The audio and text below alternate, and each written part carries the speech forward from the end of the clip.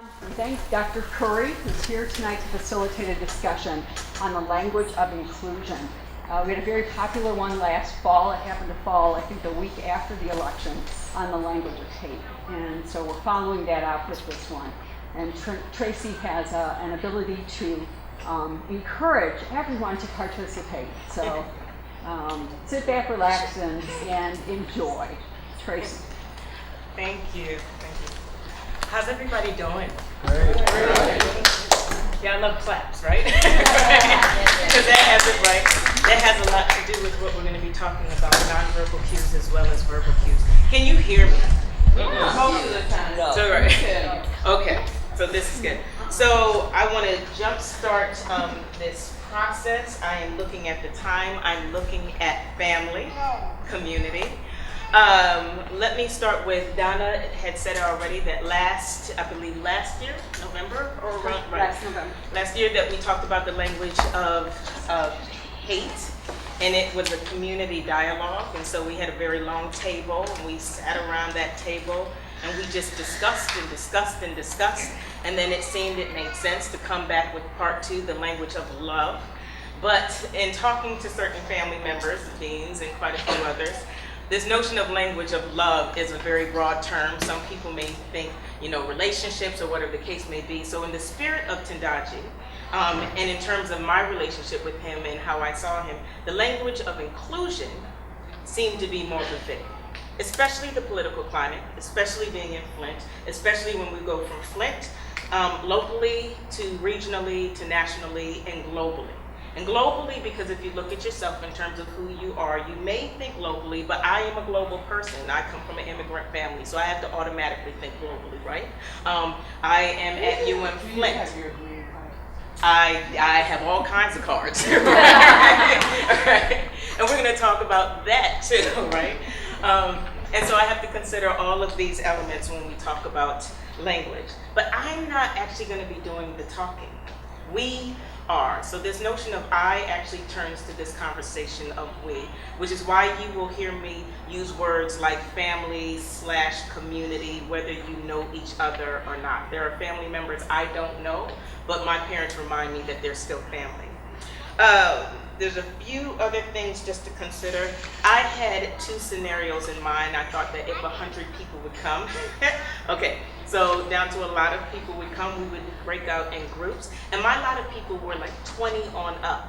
We actually hit the 20 mark, but honestly, I love the discussion circular base. It feels good, but I do not want to be the only facilitator in this process. So what I'm gonna do is throw out some ideas in terms of how we could do this, in which I am standing here and I want us to consider time so that everybody has an opportunity to share their voice.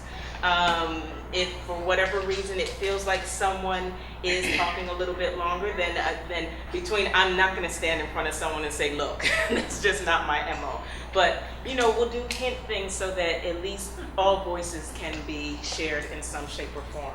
So just to jumpstart this process, I wanted to go around the room, and it was a 2-minute-er, but no, that's not it. In this discussion of language of love/language of inclusion, with the idea that inclusion has to do with including all voices, it is probably important that we do that I learned from the community read. This, what we call the circle of inclusion, whereas on this piece of paper, if you want to throw out words that you want people to consider when you are talking and sharing. Because this conversation about the language of inclusion has to do with, in my estimation, how do we have hard discussions? Easy discussions are easy. What are we gonna eat tonight? Spaghetti, right? And even that can be difficult depending on what family you come out of, right? But these are about hard discussions. So that means we are throwing out the questions, how do you include the voices that are on the opposite end of you? So my idea is, how do you include the voices that may have voted for Trump or for the other party or for no party at all? How do you include the voices that have to do with affirmative action or not affirmative action? How do you include the voices that have to do with immigration, whether you support it or not? Like, that's the hard discussion that you have to have. I would not go on the assumption that everybody here believes in the same thing. I would be naive to think that, right? So keeping that in mind, that means this: if we could throw out words in terms of what you want others to consider when you share, knowing that what you share may not be the most popular view. What you share may cause tension and people start freezing up and they're ready to run out the room, right? So what do you want people to consider? And we're only going to take about a minute of this. And I would like patience, because sometimes coming to these things make me think differently, so I don't have my question formed. So patience in letting me come up with a question. Patience. Authenticity. Authenticity. Monetary. You have your hand up. I didn't. I'm old school. No, that's fine. Context. Context. Saw a hand over here and I heard one. Feeling. So speaking from people's feeling and monitoring. Body language. So I'm gonna say body language. Body language. Tolerant. I don't have to think the same as you, but I need to be tolerant. Tolerant. Curious, is tolerance linked to acceptance? Similar? Because I have to throw out, because this is about language, so this notion of maybe, Not necessarily. not necessarily? Okay. So important to know. Look, we're all about language today. Validation. Validation.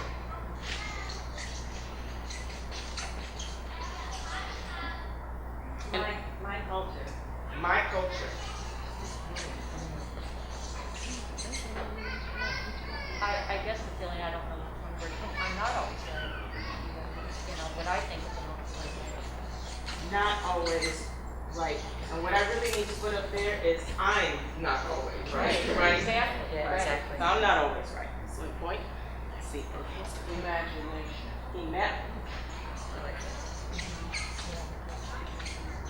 Imagination. Well, and I would say respect going along with I'm not always right, and with ands, I'm still kind of putting it together. So having that patience and respect as Respect. people are brave enough to. So I'm going to say bravery. It's not always easy to voice exactly what you think. Any other words that come to mind that you want people to consider? Just a few more 30 seconds. We're good with this? Silence. The ones who are silent. I'm not always right. Why are you silent? I'm not sure, but the whole thing of those that sit in a community circle that are silent. So do we want to consider those who are silent and kind of respect that? Okay. Silence. Is the word acceptance up there? Except, so that was a question I asked about tolerance, and over here, acceptance. And that they're two different things. And that becomes important when we talk about this notion of language. Related to silence, I would say listening. I was Sometimes waiting. silence And you're waiting for that. I was is misinterpreted as listening, and vice versa. And so I'm just going to throw up right above it, active listening. All right, going once, going twice.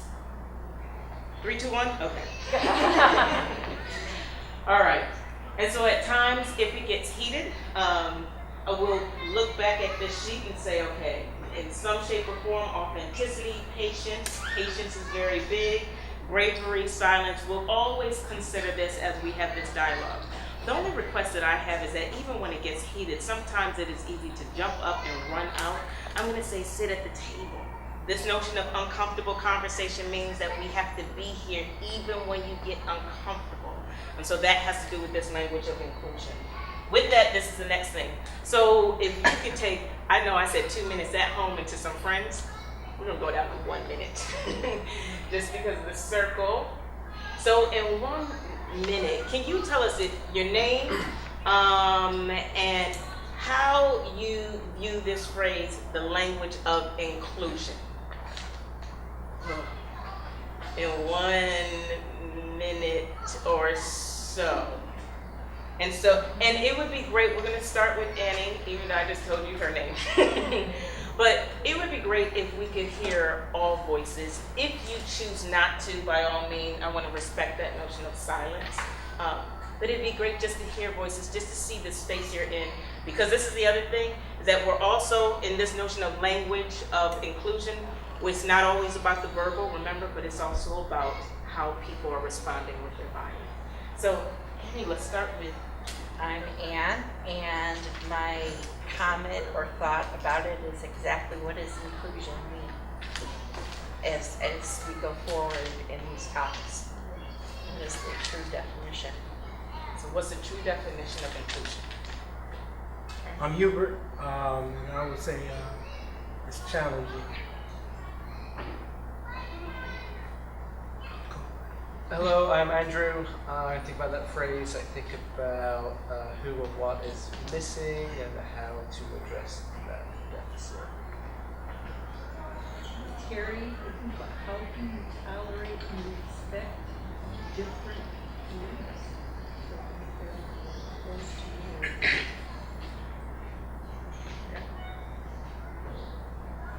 My name is Kim, and when I think of inclusion, I think of an invitation of welcoming and not putting up borders, not putting up walls. And I think that fear often makes people want to throw up walls. And that keeps us separate, so trying to hold things down. Hello everyone, I'm Sharima. And my thought would be, how do we know when we're included? And what makes us feel included?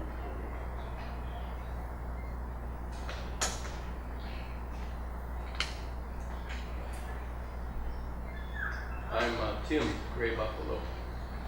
I want to thank Traci for getting us all together and getting me to meditate for the last couple of weeks on this subject. What's come to my mind is something that I think most all of us would be familiar with, is the expression love your enemy. And it's a very simple concept, but it's probably one of the most difficult to actually put into action. But I think that's the ultimate inclusiveness, to think about a member of ISIS or the Taliban or something, and to be able to genuinely say, I love that person, despite other differences. Very challenging.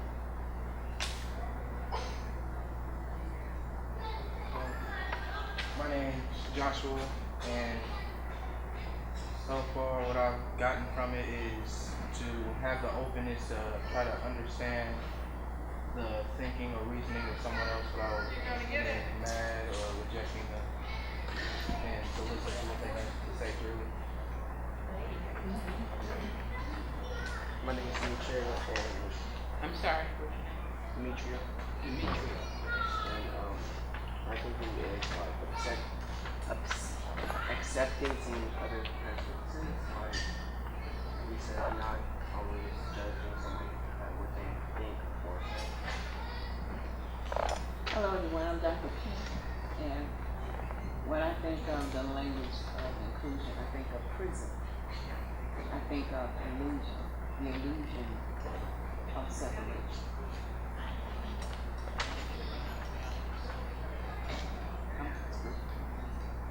My name is Dan.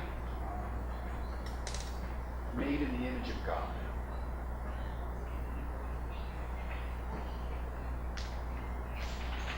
My name's Mary. And I keep seeing this picture of all of us sitting at the banquet table, regardless of color, class, sexual orientation, and knowing that we have one Father.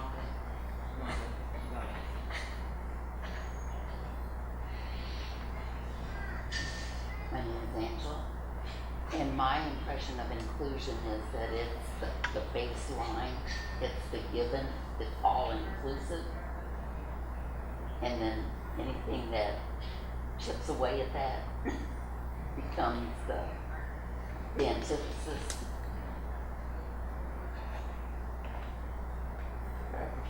I prefer to think of inclusion as being all there, the given.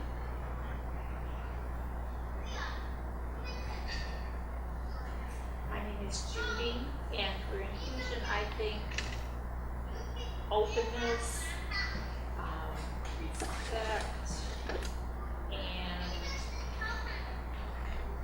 extracting the thoughts and feelings from the silent person. Curtis, I guess when I think of the language of exclusion, I think why do we have to struggle for inclusion? Like almost beginning with why does exclusion exist, and then moving to the question of inclusion from there.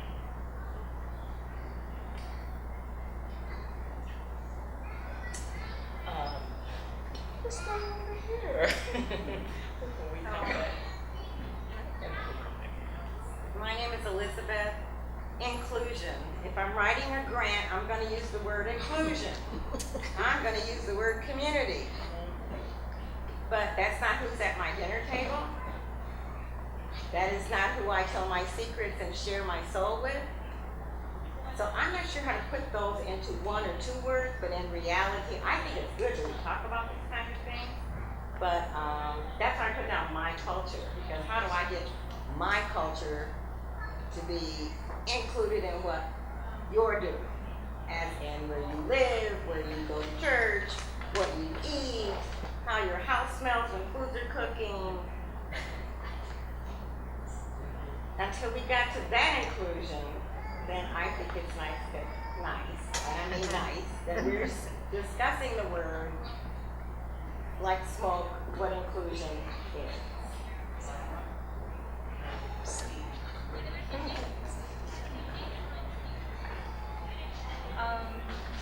My name's Becky, and I came here because of a couple things that, well, the first was the whole election with Trump and how divisive that was, and even between friends and people, the whole idea of how that has divided rather than making people feel together.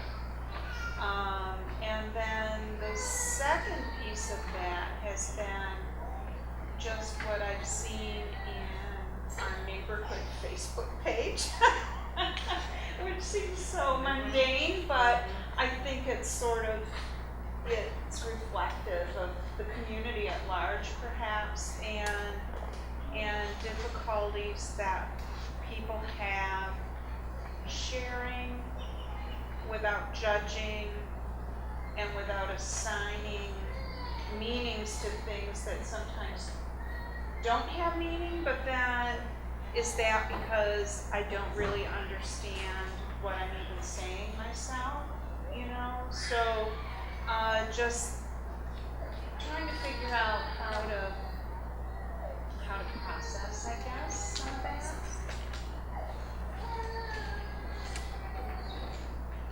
Welcome. My name is Carol, and inclusion speaks to me, giving value to that and those who were previously devalued. Previously devalued. Giving value to that and those who were previously devalued. And my name is also Carol, by chance. Mine is reaching out. You know, you have to reach out in order to, you know, like the tide ebbs and flows. You're not going to learn anything if you don't reach out. So you have to give of yourself and accept that other people are going to give you back. Not always what you want at that time, but there's value in it. So, there's value in everything. Whether you're ready to accept that at that time, that's the other thing. But I think, personally, when I think back on things that I haven't disagreed with at times, sometimes there's that little part, and it does make me change my thinking, but you have to reach out in order to accept that. I'm Donna, and I want to build on what everyone's saying. When I think about inclusion, it is how, from my culture, can I ensure that the language I choose, the message I send, is one that makes individuals of other cultures, etc., feel like I'm sincere and involved in them and value them.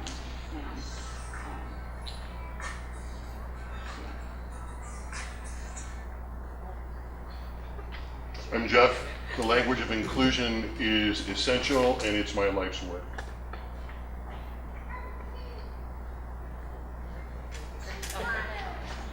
I'm Chris, and the thing that really got me what Tracy said is that some people may have voted in the election different than you did, and I've had to deal with that since we had the presidential election. But the older I would have to stop talking to a segment of my whole extended family if I went according to that route, which I'm not going to do.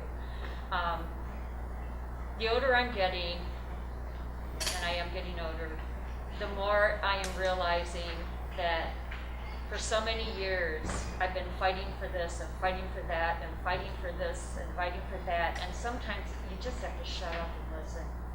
And you have to love in spite of someone being different than you. And that doesn't mean you don't express your opinion, but it doesn't mean that you're always right and they're always wrong. You have to listen where they're coming from, why they think the way they do. And then you also have to be willing to not put it in their face if they happen to not be right or learn something new down the road. So the older I get, the more I don't want to fight anymore. The more I want to start loving and accepting and including people that are different than me. Hi, I'm Miriam. Maybe I don't want to include him. There's a time and a place for everything. That's true. Regina, I told Miriam whatever she's gonna say, I'm going to agree. So, You yeah. agree, Peter? Yeah, I agree.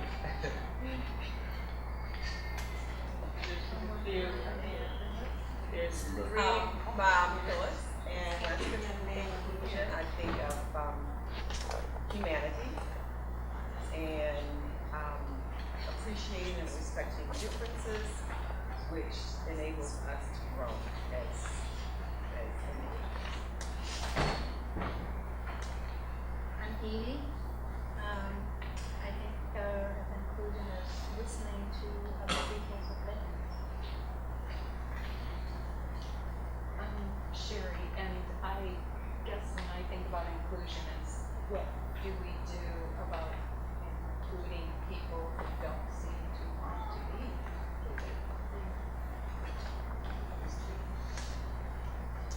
And Fumi, not to call you, but we're saying your name, which I just said, and how do you see the word, the language or the phrase language of inclusion? My name is Tofui. I see inclusion as listening, and for now, that's all I can say. I see inclusion as listening. Always listen. And then it stops right there. Okay. I just couldn't